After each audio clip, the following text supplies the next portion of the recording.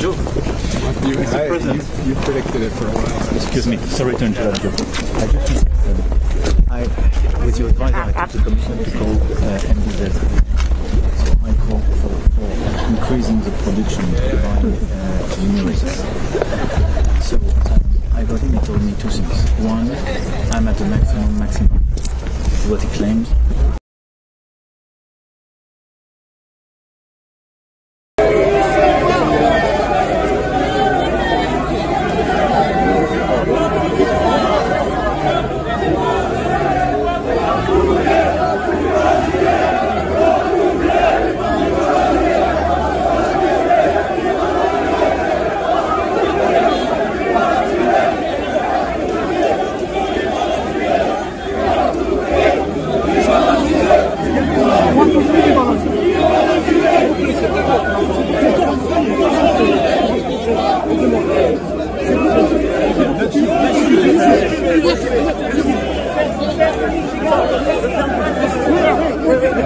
Merci.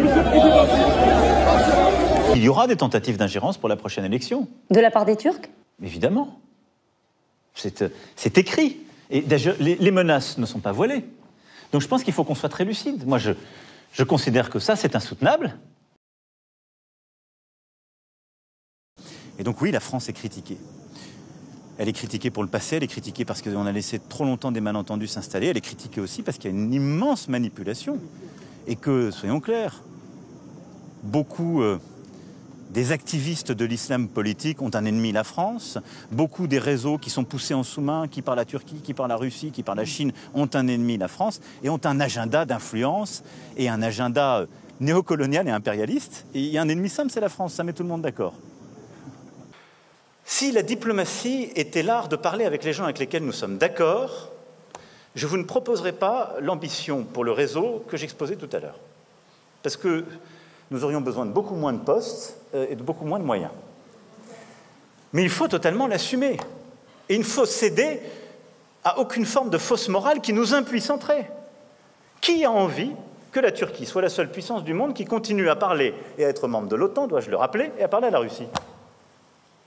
Et demain, à ce que les mêmes d'ailleurs qui oublient de le dénoncer puissent dire c'est formidable, regardez comme la Turquie est forte. La France n'est même pas capable de construire la paix, la belle affaire. Vous la sommez chaque jour de ne plus parler. Oui. Le métier de diplomate, c'est bien de parler à tout le monde, y compris aux gens, et surtout aux gens avec lesquels nous ne sommes pas d'accord.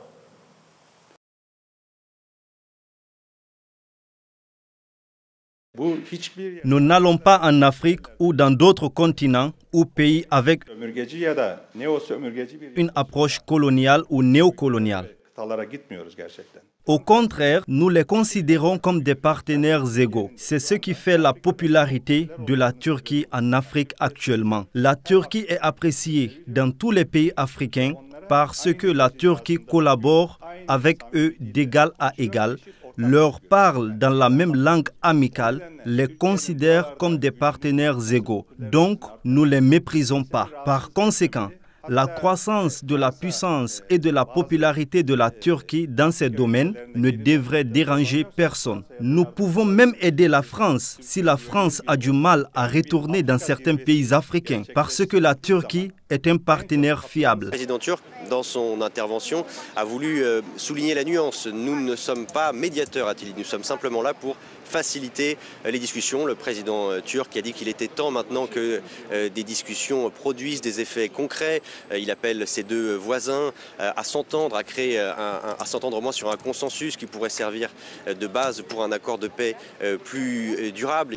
Nous ne nous attendions pas à un miracle, a dit le ministre turc des Affaires étrangères, Mevlut Çavuşoğlu, qui a pris la parole en dernier. Nous n'avions pas de grandes espérances, mais nous savons que c'est une première prise de contact, une première étape dans un processus qui aboutirait, c'est l'espoir de la diplomatie turque, à une rencontre directe entre les présidents Zelensky et Poutine. Et d'ailleurs, Çavuşoğlu a expliqué que Lavrov lui a dit que le président russe n'était pas défavorable à l'idée de rencontrer son homologue ukrainien, et Zelensky, de son côté, s'était déjà dit disposé à faire de même. Mais on comprend bien qu'il est impossible de parvenir aujourd'hui à des décisions et des mesures concrètes si on n'est pas à l'échelon présidentiel. Cette crise globale alimentaire tracassait le monde depuis très longtemps et nous vivons la fierté de pouvoir avoir contribué à résoudre cette situation.